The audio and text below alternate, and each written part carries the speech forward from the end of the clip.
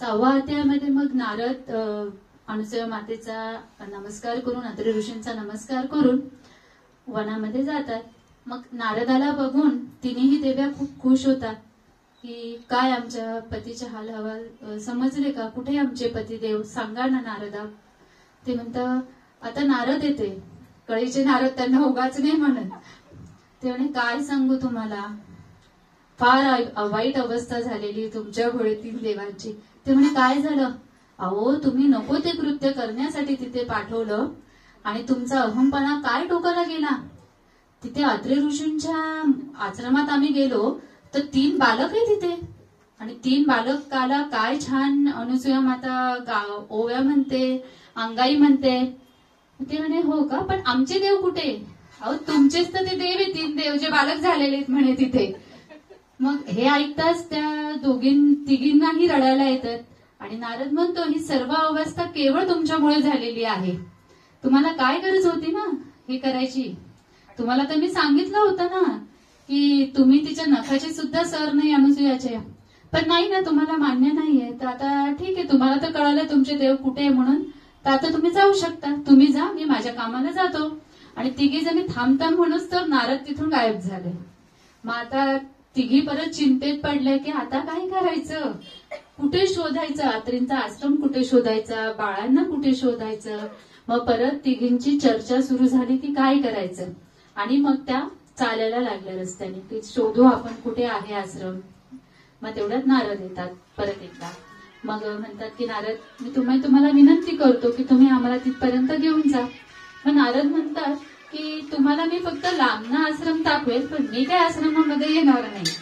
मग त्या डोंगरापर्यंत नारद त्यांना 3 देव्यांना उमा रमा सावित्रीला तिथपर्यंत घेऊन जातात.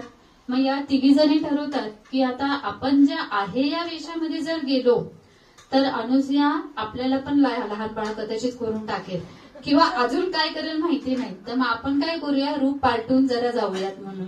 मग त्या काय करतात, 3 जणी ब्राह्मणी नसते तिचं रूप घेतात आणि जातात.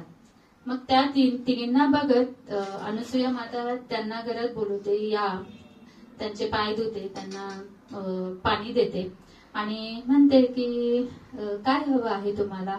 मग ते हळूच म्हणतात की आमचे पतिदेव इकडे आलेले आहेत तुमच्याकडे, तर तुम्ही मला देऊ शकतात का, आमचे पतिदेवांसाठी आम्ही इथे आलोय. असं म्हटल्यावर अनुसूया मातेला लगेच कळालं की या कोण आहेत. अनुसूया माता म्हणाली की मी तुम्हाला तिघींनाही ओळखलेलं आहे, तुम्ही तुमच्या मूळ रूपामध्ये या म्हणून.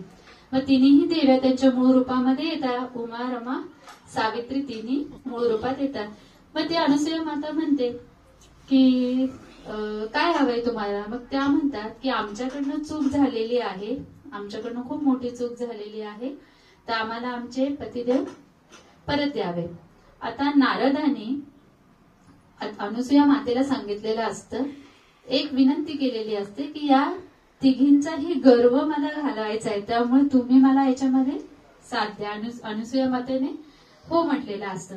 मग अनुसूया माता पण म्हणते ठीक आहे, त्या पाण्यामध्ये 3 बालक आहे, तुम्ही जा आणि तुमचे कोण आहे नवरे ते शोधा आणि घेऊन जा. मग आता तिघींना प्रश्न पडतो की आपला नवरा कसा शोधायचा ना. मग त्या बघतात तिन्ही बालक काय सारखे दिसत आहेत, तिघांचा चेहरा सारखा, सर्व सारखं, ओळखायचं कसं. आणि चुकीचं जर निवडला तर काय करायचं परत, तो एक प्रश्न आहेच. म्हणजे आपला नवरा शोधणं फार अवघड झालं होतं तिघींसाठी. मग ते परत 3 जणी म्हणतात की अनुसूया माता आम्ही तुला शरण आलेलो आहोत, आम्हाला क्षमा कर आणि आम्ही तुला विनंती करतो की तूच आमचे पतिदेव आमच्या हातात दे. मग अनुसूया माता म्हणते ठीक आहे. मग अनुसूया माता त्या तिन्ही बालकांना तिघींच्या हातामध्ये देते बरोबर. म्हणते ठीक आहे, पतिदेव दिले तुमचे, जाऊ शकता तुम्ही आता. मग आता प्रश्न पडतो परत की आता या 3 बालकांना घेऊन जायचं कसं. आणि 3 बालक हातामध्ये आल्याबरोबर तिन्ही बाळा रडायला लागतात आणि भूक लागली म्हणून पदराला हात लावायला लागतात. झाली ना यांची पंचायत तिघींची, आता काय करायचं आपण.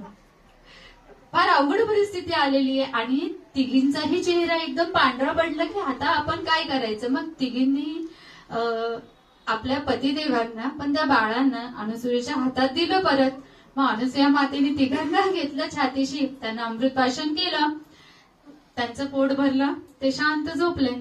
मग ते विनंती करते, तिघी जणी म्हणतात, मग नारद पण तिथे येतात, तर ते म्हणतात की आम्हाला आमच्या चूक कळालेली आहे, हे माते आता आमचे पतिदेव आम्हाला होते तसे तू परत दे, आम्ही तुला शरण आलेलो आहोत, आमच्याकडनं खरंच खूप घोर चूक झालेली आहे, आम्ही आमच्या पतिदेवाला हे कृत्य करायला लावले, आम्ही तिघी तुझ्या शरणाशी आलेलो आहोत, तर तू आम्हाला पदरात घे आणि आमचे पतिदेव आम्हाला परत दे.